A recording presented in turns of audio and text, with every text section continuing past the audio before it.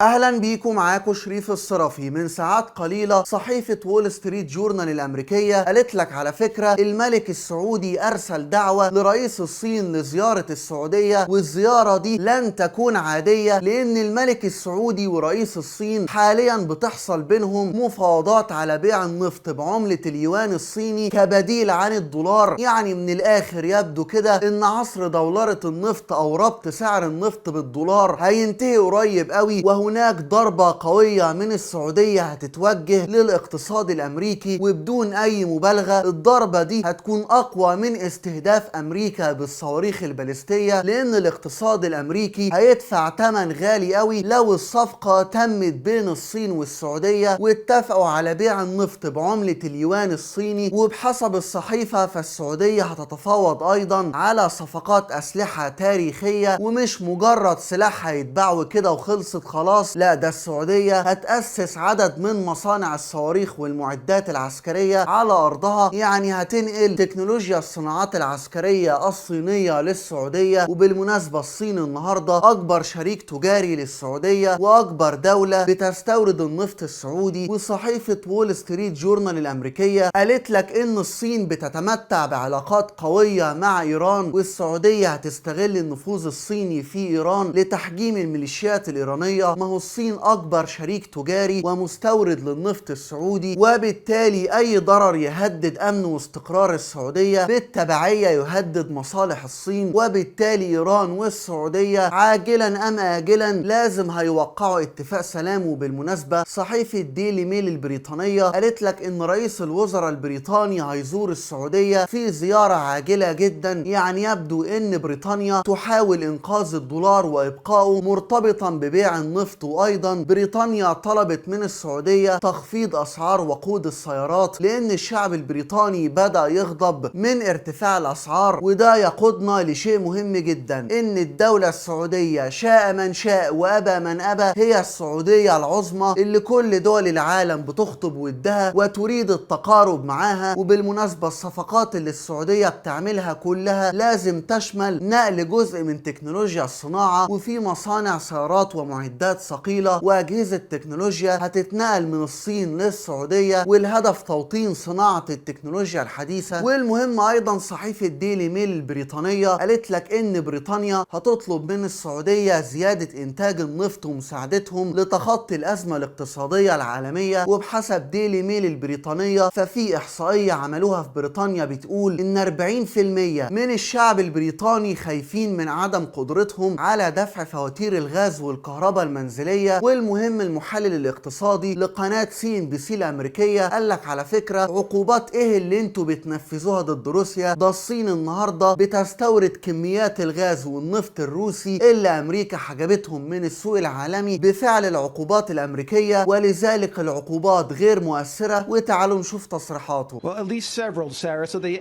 export about 1.6 million goes through a pipeline from Russia directly to China. So I think the market is fairly assuming that supply will remain steady and online, although the Chinese are making some interesting noises themselves and are backing away from some other commodity purchases from Russia already as well. But this is all because of the banking sanctions. You have major banks and that will not finance these transactions. You need letters of credit. You need other financial support to facilitate the maritime sales of Russian oil. The banks are not helping, so that is going to potentially keep 2 to 3 million barrels at least of Russian oil off the market to the extent that these financial sanctions. إذن هي عقوبات أمريكية غير مؤثرة، والنفط والغاز الروسي وجد بديل عن الأسواق اللي رفضت تستورده تطبيقا للعقوبات الأمريكية، وده هيعمل انتعاش للصناعة في الصين، وبالتالي المتضرر الأكبر هي أمريكا. وأما التراجع اللي حصل في التبادل التجاري بين الصين وروسيا فسببه المشاكل البنكية اللي حصلت بسبب العقوبات الأمريكية، ولكن مع الوقت الصين وروسيا هيتغلبوا على المشاكل دي. والمهم الصين صعدت من تهديداتها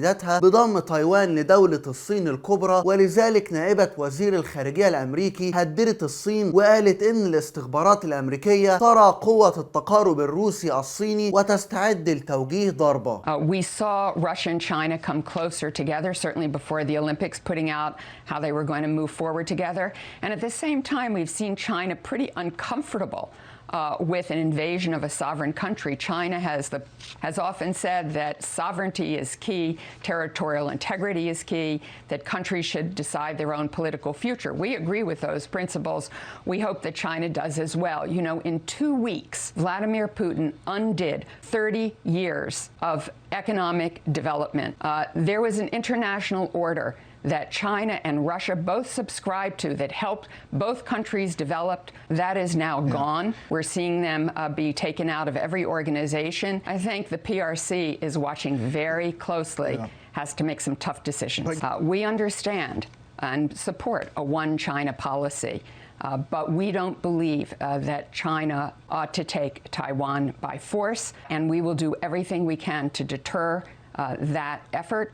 And I think they're watching very closely. In fact, I think they made that statement, Brett, because they've seen what's happened and they're trying to go on the offense. إذا أمريكا تخطط لطرد الصين وروسيا من المنظمات الدولية زي البنك الدولي ونظام سويفت للتحويلات البنكية العالمية، ولكن أصلا الصين وروسيا عملوا نظام تحويلات بنكية خاص بيهم وعملوا مؤسسات موازية للبنك الدولي وللأمم المتحدة. وأخطر حاجة بيعملوها النهاردة هي محاولة دفع ثمن النفط السعودي بعملة اليوان الصيني، لأن ده هيبقى ضربة قوية لقوة الدولار الأمريكي وهيقضي على جزء كبير من قدرة أمريكا على فرض العقوبات الاقتصادية. وبالمناسبة بالرغم أن الصين موقفها من العملية العسكرية الروسية في أوكرانيا غير معلن، ولكن موقع السين إن الأمريكي قالك على فكرة روسيا طلبت دعم عسكري واقتصادي من الصين، والدعم يشمل وجبات عسكرية معبأة وغير قابلة للتلف، يعني بتتحمل البرد أو الحر الشديد، ودي وجبات بتكون مخصصة للعمليات العسكرية.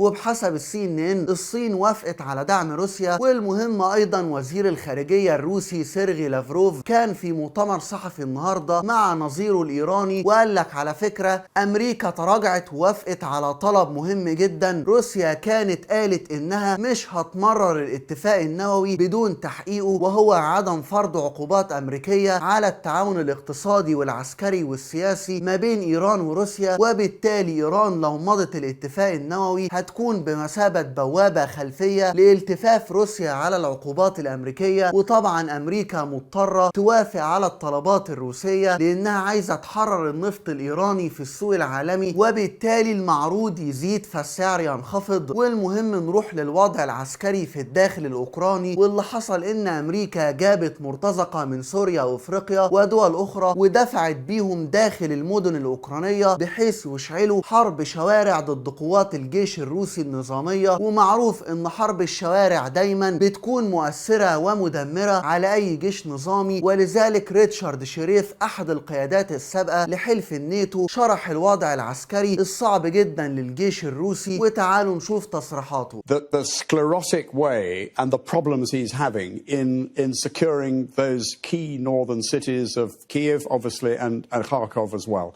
And that comes down to, as I said earlier, the Ukrainian defenses. But also, we should take comfort from the fact that once the Russians get stuck into the cities, they will slow down. Fighting in cities is really tough on the attacker. It swallows up huge amounts of manpower.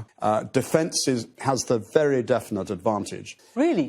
So if there's a siege, if they try to besiege Kiev, for instance, the advantage is with the... Well, no, what I'm saying is that if the Russians start penetrating the cities to try and capture, street-to-street fighting is really tough. It's manpower intensive. The casualties are very heavy. Of course, the other concern, and we're seeing it already, is the use of indiscriminate indirect fire. And so this is demonstrated, Putin is humiliated here. His military have not delivered. So he is going to be ordering Gerasimov, the chief of the general staff, to get cracking, to get stuck in, and to use whatever means he needs at his disposal. That means against civilians? It will mean indiscriminate artillery fire in cities. I fear that we will see increased civilian casualties, increased humanitarian catastrophe, and ultimately potentially the levelling of cities. And I'm afraid to say that I don't think we've seen anything yet in terms of the destruction that's likely to happen. إذا خطة أمريكا وحلف الناتو هي إنهاك الجيش الروسي مع المقاتلين المرتزقة في حروب شوارع. وبالمناسبة لحد النهاردة الجيش الروسي يقدر يدخل حي من أحياء كييف أو خاركيف اللي هم أهم مدن أوكرانيا، ولكن بيواجه صعوبة شديدة جدا في تثبيت وضعه العسكري خصوصا بالليل، لأن الدبابات والآليات العسكرية الروسية بتكون هدف سهل جدا تدميره في الشوارع بواسطة منظومات جافلين وستينجر الأمريكية، وهي منظومات مخصصة لضرب الآليات العسكرية الروسية. ويرى القائد السابق في حلف الناتو إن بوتين لو أصابه الإحباط الشديد هيبدأ يقصف المدن دي ويخرج منها المدنيين. وبالمناسبة الرئيس الروسي بوتين حاصر مدن في أوكرانيا وفتح ممرات لخروج المدنيين واداهم مدة للخروج، وقال بعد انتهاء المدة دي هيبدأ القصف الجوي. يعني بوتين بيقول إنه لن يضحي بجنوده. وبالمناسبة وزارة الدفاع الروسية قالت إنها جهزت قوائم بأسماء 40,000 مقاتل من سوريا مستعدين يروحوا يحاربوا ضد الحكومة الأوكرانية والمرتزقة اللي أمريكا جابتهم من سوريا والدول الإفريقية. يعني من الآخر اللعب على المكشوف، وروسيا بتقول هتجيبوا لنا مرتزقة من سوريا وإفريقيا، إحنا كمان عندنا المقاتلين بتوعنا. وبالمناسبة سوق المرتزقة سعره بقى عالي في الأيام الأخيرة خصوصا في حرب أوكرانيا، لأن الحرب جديدة وصعبة،